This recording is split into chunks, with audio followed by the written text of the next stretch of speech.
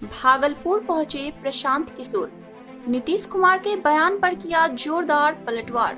कहा 10 लाख नौकरी दे दिए तो उनका झंडा लेकर घूमूंगा। प्रशांत किशोर जन स्वराज की सोच को लेकर बिहार में अलग अलग जिलों में जा रहे हैं। इसी क्रम में भागलपुर पहुंचे। भागलपुर में उन्होंने स्थानीय जनप्रतिनिधियों, युवाओं, महिलाओं और समाज के अन्य प्रबुद्ध लोगों के साथ जन स्वराज की सोच पर संवाद किया और 2 अक्टूबर को शुरू हो रहे पद यात्रा के बारे में विस्तार से बताया। उन्होंने कहा है कि 10 लाख नौकरी दे देंगे, तो हमने भी कहा है कि साहब आप 10 लाख नौकरी दे दीजिए, आप ठीक कह रहे हैं। तब हम लोग जैसे लोगों की अभियान चलाने की क्या जरूरत है?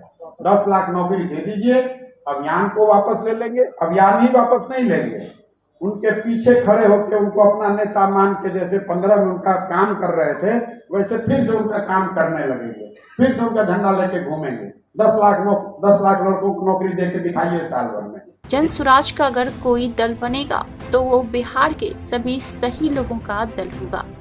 भागलपुर के एक स्थानीय होटल में प्रशांत किशोर ने पत्रकारों के साथ संवाद किया।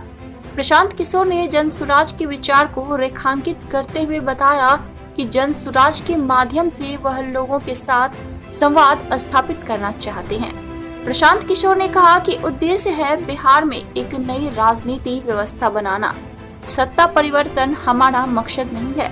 अगर पदयात्रा के बाद सब लोगों की सहमति से कोई दल बनता भी है तो वो बिहार के सभी सही लोगों का दल बनेगा। प्रशांत किशोर का दल नहीं होगा, सब मिलकर अगर तय करेंगे तो दल बनाया जाएगा। अगर दल बनता है तो प्रशांत किशोर उसके नेता नहीं होंगे। मैं अभी लोगों से बात करने, उनकी समस्याओं को समझने में अपना पूरा वक्त लगा रहा हूँ। जन स्वराज कोई संगठन नहीं है, एक सोच है। हम लोगों से संवाद करने आ रहे हैं, उनसे जुड़ने आ रहे हैं। प्रशांत किशोर ने कहा कि 2 अक्टूबर से पश्चिमी चंपारण के गांधी आश्रम में पदयात्रा शुरू करेंगे। इस पदयात्रा के माध्यम से वो बिहार के हर गली, गांव, शहर, कस्बों के लोगों से मुलाकात करेंगे और उनकी समस्याओं को सुनेंगे। उनसे समझेंगे कि कैसे बिहार को बेहतर बनाया जा सकता है। पदयात्रा में जब तक पूरा बिहार पैदल ना चले तब तक वापस पटना नहीं जाएंगे। समाज में रहेंगे, समाज को समझने का प्रयास करेंगे। इसका एक ही मकसद है कि समाज को मत कर सही लोगों को एक साथ एक मंच पर लाना। प्रशांत किशोर ने कहा कि पदयात्रा के बाद विकास के 10 सूचकांकों को लिए विस्तृत ब्लूप्रिंट जारी करेंगे और सभी समस्याओं का समाधान भी करेंगे। इस पूरे इस अभियान में 2 अक्टूबर से मुझे एक पदयात्रा शुरू करनी है, जिसके जरिए बिहार के सारे प्रखंडों में और ज़्यादातर नगरों और पंचायतों में पैदल चलकर पहुंचने का प्रयास होगा, ताकि लोगों से मिला जा सके। पदयात्रा पूरे बिहार के सारे प्रखंडों में करने के लिए हम लोगों का एक अनुमान है कि करीब 3500 किलोमीटर के आसपास पैदल चलना होगा। इसको करने में 1 से 1.5 साल का समय लगेगा। 2 अक्टूबर से जब चलना शुरू करेंगे गांधी आश्रम पश्चिम चंपारण से, तो बिना घर वापस गए हुए एक ही साथ पूरे बिहार को पूरा करने का प्रयास करेंगे।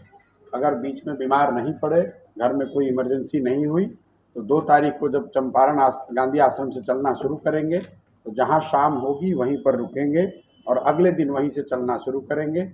पूरे पदयात्रा का जो उद्देश्य है वो 3 है। एक, कि बिहार के हर प्रखंड में, हर पंचायत में, हर गांव, हर शहर में जहां भी पहुंचा जा सकता है वहां जाएं, लोगों से सीधा संवाद स्थापित करें, ताकि उनकी मदद से ऐसे लोगों को चिन्हित किया जा सके जो समाज की नज़र में सही लोग हैं।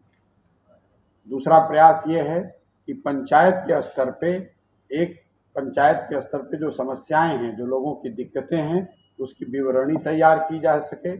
और तीसरा प्रयास यह है कि लोगों की सलाह से बिहार के विकास के लिए 15 साल का एक ब्लूप्रिंट, 10 महत्वपूर्ण क्षेत्रों में जो 15 साल का ब्लूप्रिंट बनाना है, उसमें बिहार के हजारों लोगों की सहमति, उनका सुझाव, उनके सहयोग को शामिल किया जा सके।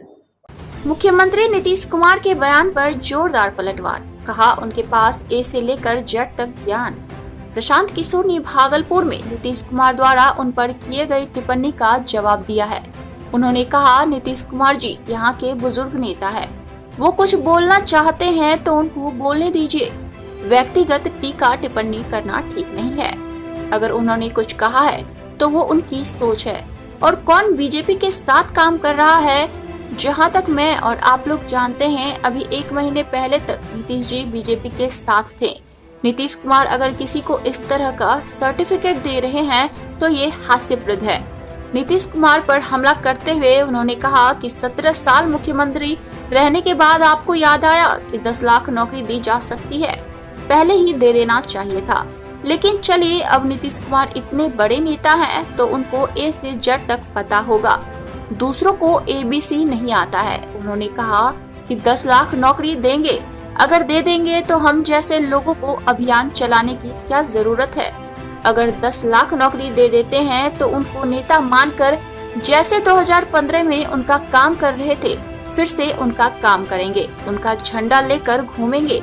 10 लाख लोगों को नौकरी देकर दिखाए। साल भर में 12 महीने में 1 महीना हो गया। 12 महीने के बाद उनसे पूछेंगे किसको ABC का ज्ञान है और किसको XYZ का ज्ञान है। अगर 10 लाख नौकरी दे दिए तो मान लेंगे कि सर्वव्यापी और सर्वज्ञानी आप ही हैं।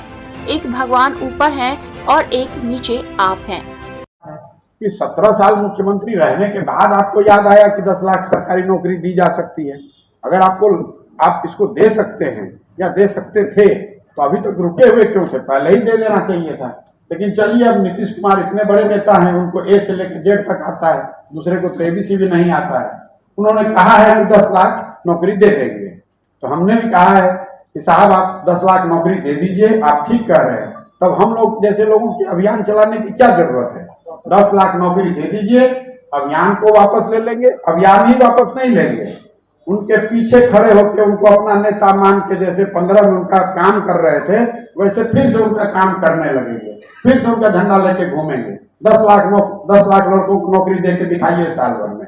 1 महीना, 1 मिनट, सवाल आपने पूछा है, आपकी जानकारी के लिए बता दूं कि उस 12 महीना में 1 महीना निकल गया, दूसरा महीना चालू है। 12 महीना होने दीजिए, उसके बाद उनसे पूछेंगे कि किसको ABC का ज्ञान है और किसको XYZ का ज्ञान है। 10 लाख लोगों को नौकरी यहाँ आप देख कर दिखा दीजिए, हम आपकी बात मान लेंगे। आपको नेता मान लेंगे, ये मान लेंगे कि आप सर्वज्ञानी सर्वव्यापी आप ही व्यक्ति है, भगवान एक ऊपर है और नीचे एक आप हैं। सर भागलपुर